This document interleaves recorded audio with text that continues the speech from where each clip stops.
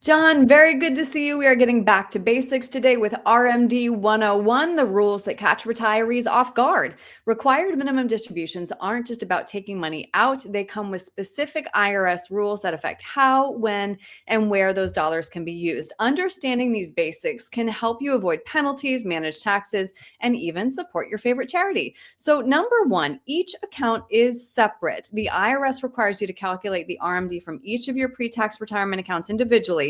So how does this rule catch people off guard? Well, what ends up happening a lot of times is some of us are teachers and nurses. We have a 403B or a 457. Some of us have IRAs, and then somebody has 401ks, perhaps Right. an employer plan at work.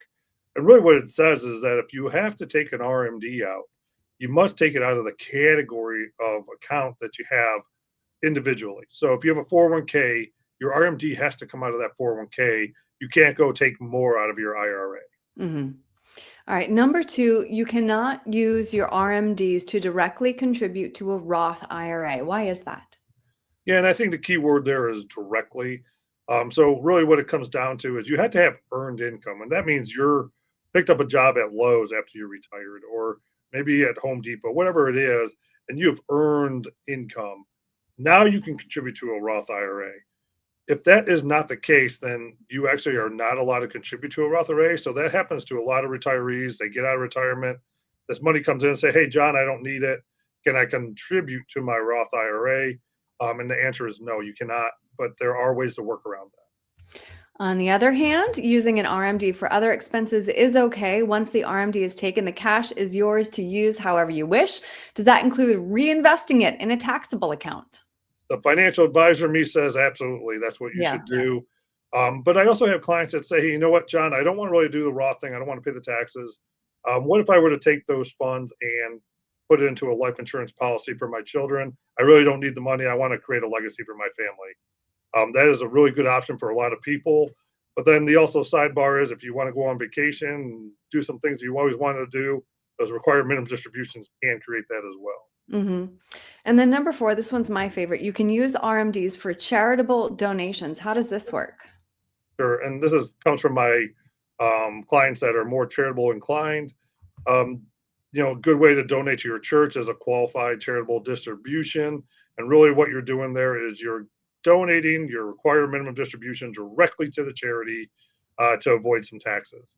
And it's just important it gets done correctly using that term. You can't just take that money, put it in your checking account, and then give it to the charity. That doesn't work. So, really, Mhm. what you have to do is work through your custodian and set that up in the proper way. Right. And then last, I feel like a lot of people understand this, but it bears repeating, RMDs are taxable. They are, and that's why it's important leading up to your required minimum distribution. You should be having that conversation of, what can I do to reduce the taxes, or maybe I don't want to reduce the taxes. Maybe I'm okay with the way things are going.